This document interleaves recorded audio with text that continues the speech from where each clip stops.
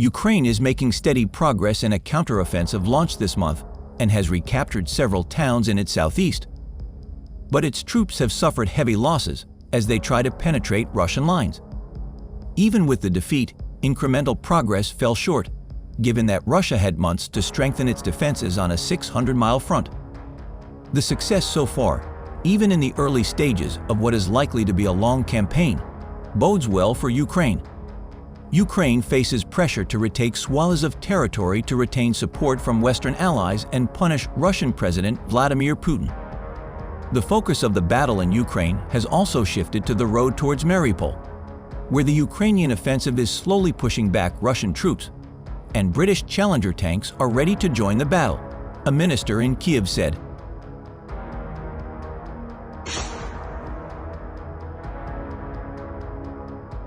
Video footage shows Ukrainian Defense Forces fighters with kamikaze drones destroying 2 Russian invader T-80 tanks. At the first moment, the FPV drone crashed into the tank, as if a white fox was standing in the field. The tank caught fire, after which it began to fall asleep strongly from the impression that the tanks were going on a serious attack. The second tank was very low. The tank drove into the field, if there was a drone in it. Then another drone, after a long zoom circle, flew in the center through the turret hatch and vibrated there. The powerful internal fire, flames roaring, including through the muzzle, carried out the repair without a hitch. In the video, you can see 2 more burning tanks. In another video, the 55th Zaporizhzhya Sich Artillery Brigade of the Armed Forces of Ukraine destroys a 152mm 2C3 Akatsiya self-propelled artillery installation at firing positions and a KamAZ truck with ammunition belonging to the Russian occupiers. The People's Deputy and Frontline volunteer Yuri Mesygin announced this on his page on the social network Twitter, publishing a corresponding edited video of 2 episodes shot by an unmanned aerial vehicle. Airborne scouts from the Zaporizhzhyan found fat targets in some forest and adjusted fire on them. After a direct hit, the self-propelled gun burned brightly for a very long time, and then exploded with such force. The shell itself exploded. KamAZ burned very badly.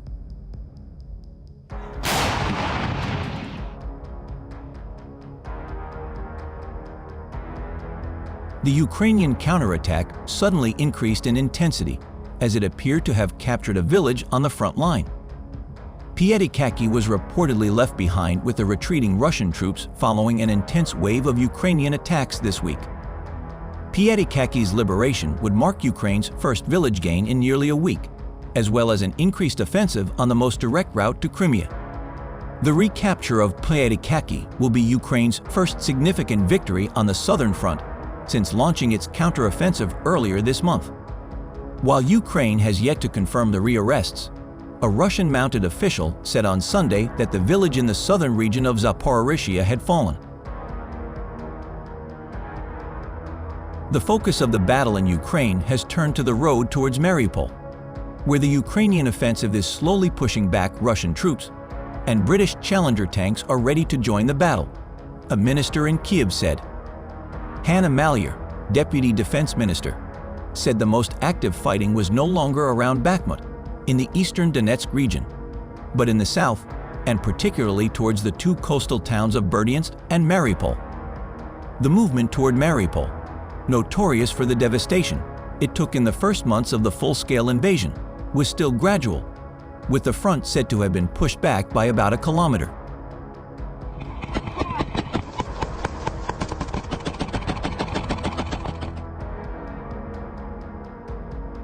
In heavy fighting, the Ukrainian armed forces liberated new territory west of the Zaporizhzhya region. This is reported by the official compiler of the Frontline maps and military experts, Deep State.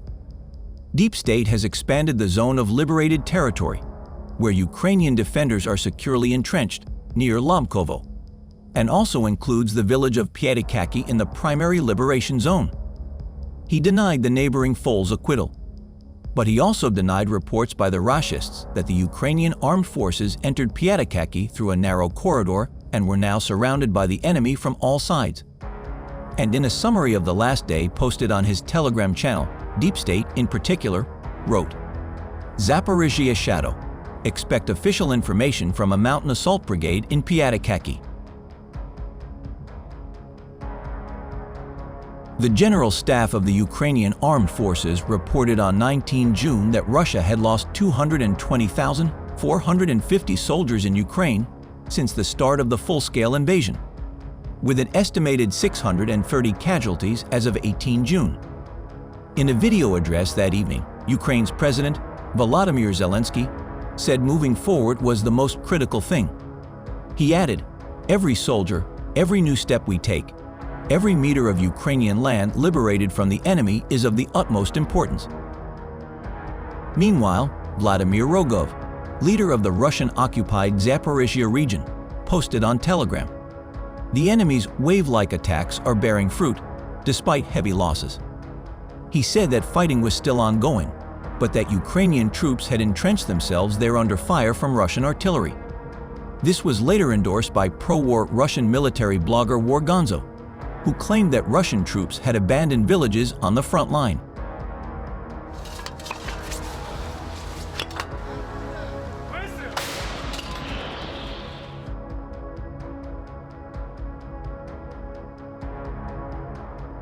Wargonzo said that the Russian military now fears that this defeat will give the Ukrainian armed forces an opportunity to advance towards Vasilivka, which is on a direct line to Crimea. He suggested that Ukraine had concentrated large reserves in the area, mostly infantry but also heavy armor, and foresaw a major Ukrainian offensive in the area in the coming days. The General Staff of the Armed Forces of Ukraine added that 7 Russian tanks and 23 armored vehicles were destroyed yesterday. Meanwhile, new satellite footage appears to indicate that Russia has been digging deep trenches on the Crimean Peninsula ahead of an anticipated assault on the annexed region. Meanwhile, the UK Ministry of Defence said heavy fighting continued to be focused in Zaporizhzhya Oblast, western Donetsk Oblast, and around Bakhmut. In its daily intelligence briefing, the Ministry of Defense stated that both sides suffered heavy casualties, with Russian losses likely the highest since the height of the Bakhmut battle in March.